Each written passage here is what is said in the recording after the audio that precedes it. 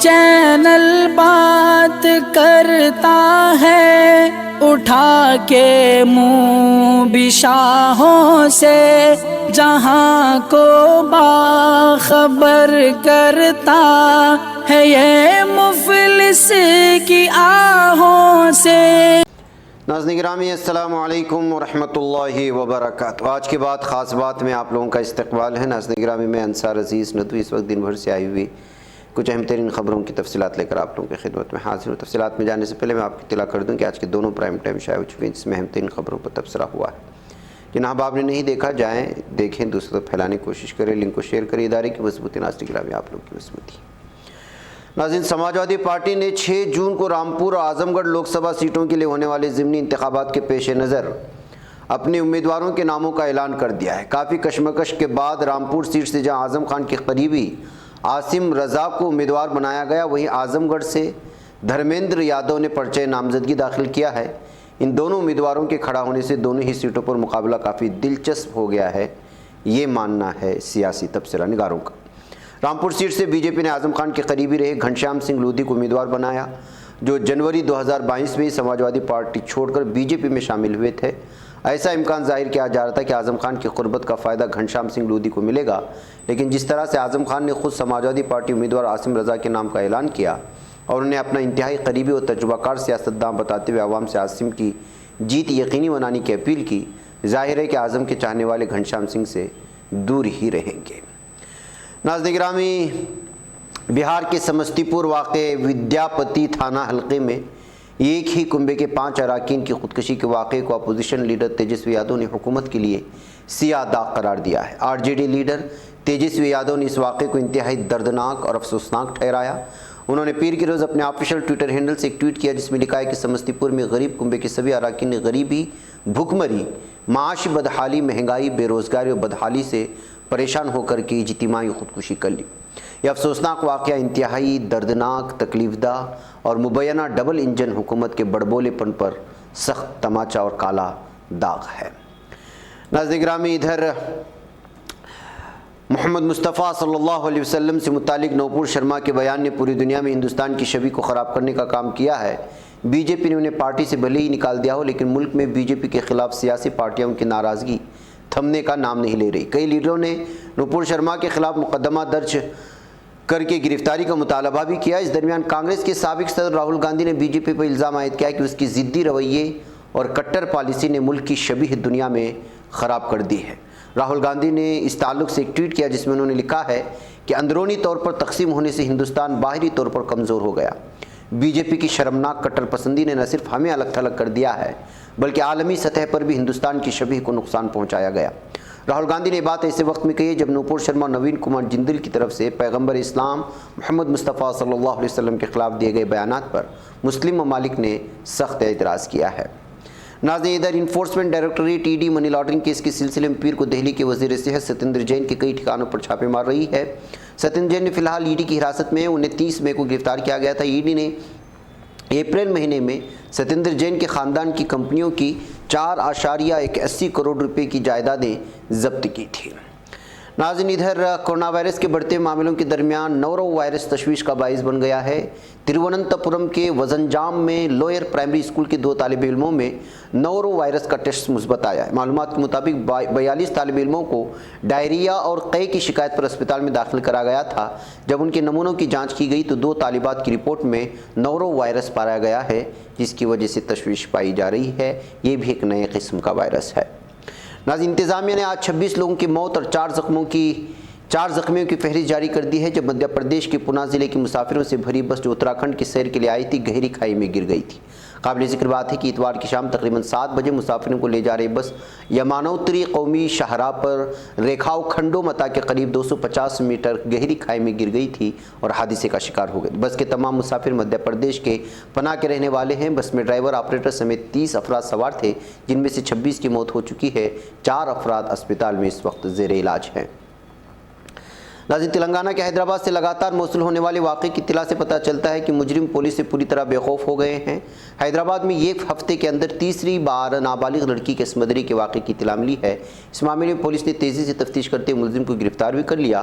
اس معاملے میں ابھی پوری حقیقت سامنے آنے واقع ہے۔ اتوار کو حیدرآباد کے کالا پتھر تھانے کی پولیس نے 21 سالہ سفیان کو ایک نابالغ کے ساتھ مبینہ جنسی زیادتی کے الزام میں گرفتار کیا تھا۔ پولیس نے بتایا کہ مترسہ لڑکی حیدرآباد کے چار مینار میں کپڑے کی دکان میں سیلز گرل کے طور پر کام کرتی ہے۔ ناظرین، پیغمبر اسلام کے بارے میں تبصرے کے معاملے میں بی جے پی نے اپنے ترجمان نوپور شرما کو پارٹی سے معطل کر دیا ہے، لیکن معاملہ ابھی ٹھنڈا نہیں ہو رہا۔ اس معاملے پر ایم کے سربراہ اسدالدین اویسی نے مطالبہ کیا ہے کہ نوپور شرما کو گرفتار کیا جانا چاہیے۔ انہوں نے کہا کہ جب ملک کے مسلمانوں کی بات آتی ہے تو وزیر اعظم مودی ان کی بات نہیں سنتے، لیکن باہر کے مسلمانوں کی بات سن لیتے ہیں۔ انہوں نے بی جے پی پر ملک کے مسلمانوں کی تذلیل کا الزام بھی لگایا ہے۔ گیان واپی مسجد کا قضیہ اور سپریم کورٹ میں عبادت گاہ قانون کے خلاف دائر عرضیوں کی مخالفت کے لیے صدر جمعیت علماء ہند مولانا ارشد مدنی نے سپریم کورٹ میں عرضی دائر کر دی ہے، جس پر گرمیوں کی تعطیل کے بعد سماعت متوقع ہے۔ اطلاع جمعیت علماء ہند کی جاری کردہ پریس ریلیز میں دی گئی ہے۔ ریلیز کے مطابق جہاں گیان واپی مسجد مقدمہ ایک جانب وارانسی کی ضلع عدالت میں چل رہا ہے، وہیں سپریم کورٹ میں بھی ایک سے زائد ایسی عرضداشت داخل کی گئی ہیں جس میں پلیس آف ورشپ قانون کو غیر آئینی قرار دینے کی عدالت سے گزارش کی گئی ہے۔ ناظرین، کانگریس کی طلبہ تنظیم NSUI کے کارکنوں نے شہر حیدرآباد کی جبلی ہلز کے ایک پب یعنی شراب خانے کا محاصرہ کیا اور پبس میں رات دیر گئے تک نابالغ لڑکے لڑکیوں کے داخل ہونے پر شدید ناراضگی کا اظہار کیا ہے۔ دراصل وہاں موجود پولیس نے یوتھ کانگریس کے کارکنوں کو گرفتار کرتے پولیس اسٹیشن منتقل کر دیا۔ اس موقع پر یوتھ کانگریس کارکنوں نے نعرے بازی بھی کی۔ یوتھ کانگریس کارکنوں نے کل شب ضلع رنگا ریڈی کے شمس آباد میں واقع 2 پبس کا کابی وینکٹ کی قیادت میں محاصرہ کیا تھا۔ NUI کا الزام ہے کہ شہر حیدرآباد میں حالیہ دنوں کے دوران پبس میں مخرب اخلاق ڈانس اور پبس میں آنے والوں کی غیر اخلاقی حرکات ریپ کلچر کو فروغ دے رہی ہیں۔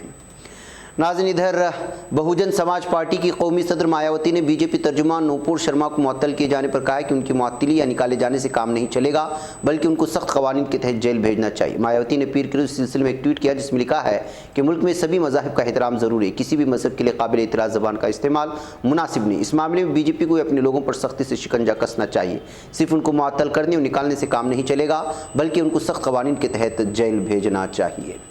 ناظرین، ادھر وزارت اطلاعات و نشریات کے حکام کا ماننا ہے کہ ٹویٹر اور یوٹیوب کو خواتین کے خلاف جنسی تشدد کو فروغ دینے اور صنفی تحفظ کے قوانین کی خلاف ورزی کرنے پر پرفیوم کمپنی کے 2 اشتہارات کو فوری طور پر ہٹانا چاہیے۔ ایک اہلکار نے نام ظاہر نہ کرنے کی شرط پر بتایا کہ ویڈیوز خواتین کی قابل قبول تصویر کشی کے لیے نقصان دہ تھی اور اس سے انفارمیشن ٹیکنالوجی رولز 2021 کی خلاف ورزی ہوتی ہے۔ ان قوانین میں کہا گیا کہ صارفین جنس کی بنیاد پر کسی بھی معلومات کی میزبانی، ڈسپلے، اپلوڈ، ترمیم، اشاعت، ترسیل، ذخیرہ، اپڈیٹ یا اشتراک نہیں کر سکتے ہیں جو توہین یا ہراسانی سے متعلق ہو۔ ناظرین، ادھر اتر پردیش کے وارانسی میں 16 سال پہلے ہوئے سیریل بم دھماکوں کے معاملے میں غازی آباد ضلع اینڈ سیشن کورٹ نے ولی اللہ خان کو پھانسی کی سزا سنائی ہے۔ اس کے علاوہ ولی اللہ کو ایک دوسرے معاملے میں عمر قید کی سزا بھی سنائی گئی ہے۔ بتا دیں کہ سال 2006 میں وارانسی میں ہوئے سیریل بم دھماکوں میں 20 سے زیادہ لوگوں کی موت ہوئی تھی اور 100 سے زیادہ لوگ زخمی ہوئے تھے۔ غازی آباد کے ضلع اینڈ سیشن جج جتیندر کمار سنہا نے ولی اللہ خان کو IPC کی مختلف دفعات کے تحت 2 معاملات میں سزا کا اعلان کیا ہے۔ ناظرین، ادھر دہلی ہائی کورٹ کی تعطیلاتی بینچ نے قطب مینار کمپلیکس میں واقع مسجد میں نماز پڑھنے پر پابندی کے ASI کے حکم کو چیلنج کرنے والی ایک عرضی پر جلد سماعت کرنے سے انکار کر دیا ہے۔ بتا دیں کہ گزشتہ دنوں ایک وکیل نے قطب مینار کمپلیکس میں واقع مسجد میں نماز پڑھنے پر پابندی ہٹانے کے لیے دہلی ہائی کورٹ سے رجوع کیا تھا۔ ناظرین، پاکستان کے وزیر داخلہ رانا ثناء اللہ نے اتوار کو کہا ہے کہ سیکورٹی فراہم کرنے کے باوجود سابق وزیر اعظم عمران خان کو ضمانت کی مدت ختم ہونے پر گرفتار کر لیا جائے گا۔ ثناء اللہ نے ٹویٹ کیا کہ سابق وزیر اعظم کو قانون کے مطابق سیکورٹی فراہم کی جا رہی ہے۔ انہوں نے کہا کہ عمران خان پر پورے پاکستان میں فسادات، بغاوت، انتشار پھیلانے اور مسلح حملوں کے الزام میں 24 سے زیادہ مقدمات درج ہیں۔ انہیں سیکورٹی فراہم کرنے کے باوجود ضمانت کی مدت ختم ہونے پر انہیں گرفتار کر لیا جائے گا۔ ناظرین، ادھر امریکی صدر جو بائیڈن کی حفاظت میں غفلت کی خبریں منظر عام پر آ رہی ہیں۔ معلومات دیتے وائٹ ہاؤس نے کہا کہ طیارہ اچانک نو فلائی زون میں داخل ہو گیا، جس کے پیش نظر سیکورٹی ادارے الرٹ ہو گئے اور امریکی صدر جو بائیڈن ان کی اہلیہ کو فوری طور پر محفوظ مقام پر منتقل کر دیا گیا تھا۔ وائٹ ہاؤس کے ایک اہلکار نے ڈیلاویئر کے ریہوبوت بیچ میں پیش آنے والے واقعے کے بارے میں کہا کہ صدر ان کی اہلیہ محفوظ ہیں اور کوئی حملہ نہیں ہوا۔ ناظرین، ادھر یونیسکو یعنی کہ اقوام متحدہ کی تعلیمی، سائنسی اور ثقافتی تنظیم کے عالمی ثقافتی ورثے کی فہرست میں شامل سیاحتی علاقے کپاڈوکیا کا سال کے پہلے 5 مہینوں میں 1 ملین سے زیادہ سیاحوں نے دورہ کیا ہے۔ نوشہر کے گورنر کے اعداد و شمار کے مطابق کپاڈوکیا، جو کہ اپنی قدرتی تاریخ اور ثقافتی دولت اور پریوں کی چمنیوں کی وجہ سے مشہور اس علاقے کا مثال 1,01,33,491 سیاحوں نے سیر کی، جبکہ 2019 میں 1,01,34,000، 2020 میں 3,22,894 سیاح اور 2021 میں 3,33,633 سیاحوں نے اس علاقے کی سیر کی تھی۔ ناظرین، ترکی نے نائجیریا کے صوبے اومبو میں ایک گرجا گھر پر ہونے والے حملے کے جس کے دوران 50 سے زائد شہری اپنی جانوں سے ہاتھ دھو بیٹھے تھے، اس کی مذمت کی ہے۔ دفتر خارجہ کی جانب سے جاری کردہ تحریر اعلامیہ میں واضح کیا گیا ہے کہ کلیسا پر میں معصوم انسانوں کی ہلاکتوں کی اطلاع ہمارے لیے دلی افسوس کا باعث بنی ہے۔ ہم اس مذموم حملے کی شدید مذمت کرتے ہیں۔ ہلاک شدگان کے لواحقین، دوست، نائجیرین عوام حکومت سے دلی طور پر تعزیت کرتے ہیں۔ ناظرین گرامی، ترکی کے صدر رجب طیب ایردوغان نے کہا کہ جب تک ہماری توقعات پوری نہیں کی جاتی ہمارا موقف تبدیل نہیں ہوگا۔ حزب اقتدار جسٹس اینڈ ڈیولپمنٹ پارٹی کے انقرہ کی تحصیل خزلجہ حمام میں منعقدہ 30ویں مشاورتی اجلاس کی اختتامی نشست سے خطاب میں صدر ایردوغان نے سویڈن اور فن لینڈ کی نیٹو رکنیت کے بارے میں بات کرتے ہوئے کہا کہ ہم سمجھ رہے ہیں کہ علاقائی و گلوبل پیش رفتوں کے مقابل ترکی کا اصولی موقف بیرونی دنیا کے بعض کرداروں کو بے اطمینان کر رہا ہے۔ ناظرین گرامی، آج کی بات خاص بات میں آج کی آخری خبر ہے کہ علیحدگی پسند تنظیم YPG-PKK کی طرف سے شام میں اپنے زیر قبضہ تحصیل منبج کی شہری آبادی میں نصب کی گئی بارودی سرنگوں پر قدم رکھنے کے نتیجے میں 2 بچے ہلاک ہوئے۔ علیحدگی پسند دہشت گرد تنظیم YPG-PKK نے اس علاقے کے گاؤں دادات میں شامی قومی فورسز کے خلاف فرنٹ لائن پر اور شہری آبادی کے بعض مقامات پر دیسی ساختہ دھماکہ خیز مواد نصب کر رکھا ہے اور کثیر تعداد میں بارودی سرنگیں بچھا رکھی ہیں، جس کی وجہ سے عام عوام کی جانیں چلی جاتی ہیں۔ حالیہ واقعے میں 8 سالہ عمر عبداللہ اور 10 سالہ عبداللہ نامی 2 بھائی کھیل کھیلنے کے دوران بارودی سرنگ پھٹنے کے نتیجے میں ہلاک ہو گئے۔